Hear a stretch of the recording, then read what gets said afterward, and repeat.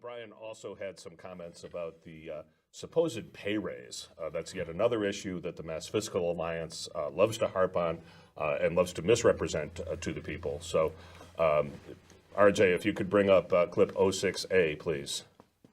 My opponent talks about something that was voted on December 2016. I didn't get sworn in as a legislator until January 4th, 2017.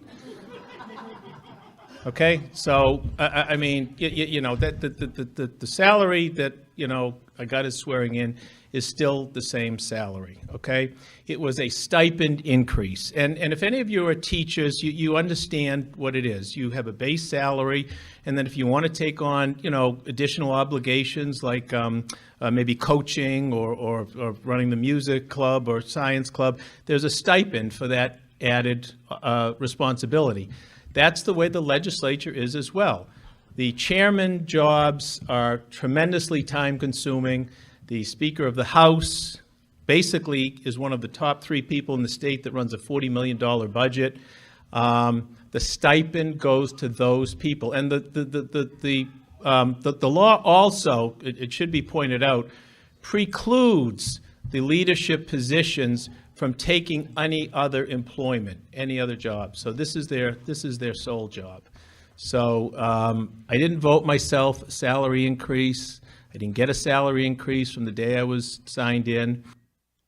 And so, there we have it. That's a pretty concise and clear explanation of the pay raise issue. It doesn't matter. The other side is not going to even acknowledge that.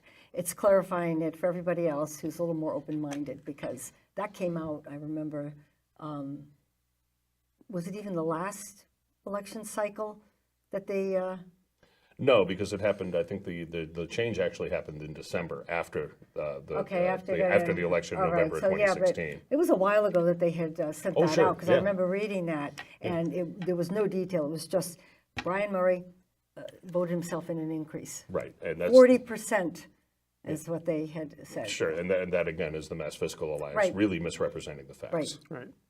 And he's absolutely right too about the same thing. If you're a teacher and you take on extra responsibilities, you get a stipend for that, and it's the same type of thing. The other thing he had said, though, is that they had not increased that stipend in 30 years? From the 80s, I thought. In the 80s. Yeah. There had been no change. Right. Sadly, I mean, because what happens is they make a big change like that, all of a sudden it's news, instead of allowing the cost of living increase or something like that, but, Sure. Well, the same thing happened with the gas tax last cycle, right? They put through legislation to index the gas tax to inflation, which makes sense because the gas tax pays for our roads, and how else are we going to pay for our roads unless we, tax the people that use them, and those are the people that are using gasoline.